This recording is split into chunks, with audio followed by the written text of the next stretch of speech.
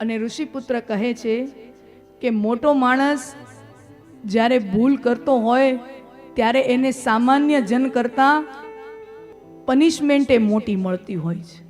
સામાન્ય વ્યક્તિ કરતાં, સામાન્ય પ્રજાજન કરતાં એને સજા પણ મોટી મળે છે. કારણ કે સમાજમાં ઉદાહરણ બેસાડવાનું છે, સમાજમાં દ્રષ્ટાંત બેસાડવાનું છે.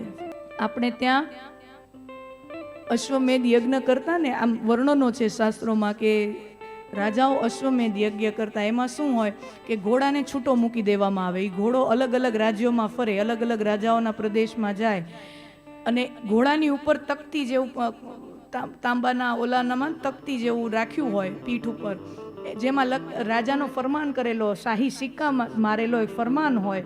એમાં એવું લખેલું હોય, સામાન્ય ભાષામાં કેવું હોય તો કે આ ફલાણા ફલાણા રાજા તરફથી મોકલાવેલો ઘોડો છે, તમારા રાજ્યમાં આવેલો છે, તમારે આની સાથે પોતાની શરણાગતિ સ્વીકારી લેવી, અને જો તમે શરણાગતિ ના સ્વીકારો તો આ ફલાણો ફલાણો રાજા તમારી ઉપર ચડાઈ કરવા આવશે. એમ કરીને ઘોડોને છૂટો મૂકી દેવામાં આવતો અને ઘોડો એમ કરતાં બધું રાજ્ય ફરી વળતો અને આખી દુનિયા જીતાઈ જાય ને ત્યારે અશ્વમેધ યજ્ઞ પૂરો થાય, એવું વર્ણનો આપણા શાસ્ત્રો કહે છે.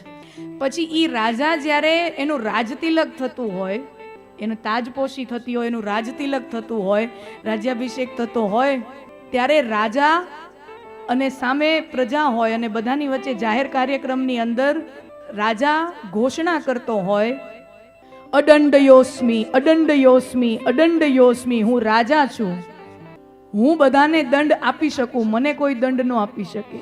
ઘોષણા કરે, હું રાજા છું, જો કોઈ પ્રજામાં ભૂલ કરે તો હું એને દંડ આપી શકું, મને કોઈ દંડ ન આપી શકે. ત્યાં એ જે રાજા છે એના કુળના જે ગુરુ હોય, એના ધર્મ ગુરુ હોય, એ પાછળ લાકડીનો દંડ લઈ અને એની પાછળ ઊભા રહી અને લાકડીનો દંડ લઈ અને રાજાના મસ્તક ઉપર આમ રાખે અને પાછળથી એના કુલગુરુ, એના ધર્મગુરુ એમ કહે, ધર્મદંડયોસી ધર્મદંડયોસી ધર્મદંડયોસી, રાજા તું સૌથી ઉપર નથી, તારી ઉપર ધર્મનો આ દંડ છે, તારી ઉપર એ ધર્મનો દંડો છે. તું જો ભૂલ કરીશ તો તને સજા કોણ કરશે? પ્રજામાં તેવડ નથી, તને સજા ધર્મ કરશે. ધર્મ સત્તા પાસે તાકાત છે કે એ રાજ સત્તાને પણ ભૂલ કરે તો લાલ આંખ કરીને કહી શકે. એ સત્તા ધર્મ સત્તા પાસે છે. ધર્મદંડયોસી ધર્મદંડયોસી, ધર્મદંડ તને સજા કરશે. અને અહીંયા ધર્મદંડયોસી, ધર્મ સત્તા રાજ સત્તાને પનિશમેન્ટ આપે છે. ઋષિકુમાર પરીક્ષિત રાજાને શ્રાપ આપે છે. શ્રાપ એ જૂના જમાનાની ભાષા છે, શ્રાપ એટલે સજા. અને પરીક્ષિત રાજા બધું છોડી ગંગા કિનારે આવ્યા છે. ત્યારે પરીક્ષિત રાજાની ઉંમર કેટલી છે? જો 18 વર્ષે રાજગાદી મળી. સાંભળજો, યુધિષ્ઠિરને એ બધા 5 પાંડવોને દ્રૌપદી રાજપાટ છોડી અને સ્વર્ગ ગયા. 18 વર્ષની ઉંમરે પરીક્ષિત રાજાને રાજગાદીએ બેહાડી દીધા. 20 વર્ષ રાજ કર્યું છે, 20 વર્ષ રાજ્ય કર્યું છે, એટલે 18 વત્તા 20 38 વર્ષના હતા પરીક્ષિત રાજા. ત્યારે એને શ્રાપ લાગી ગયો. શ્રાપ લાગ્યો અને 7 દિવસમાં પ્રાણ ત્યાગ થયા છે, નિર્વાણ મળ્યું છે. 38 વર્ષની યુવાન વયે. હા, એટલે આ કોન્ટેક્સ ધ્યાનમાં હંમેશા રાખવાનો છે. પરીક્ષિત રાજાની ઉંમર 38 વર્ષની છે. પરીક્ષિત રાજાને શ્રાપ મળ્યો ત્યારે એ નક્કી કરે છે મારે મારું મૃત્યુ સુધારવું છે. આ સમજદારી છે, આ એની વિદ્વતા છે, આ એની સમજદારી છે, આ એનું શાણપણ છે કે ભૂલ થઈ ગઈ, હવે એને સુધારાય.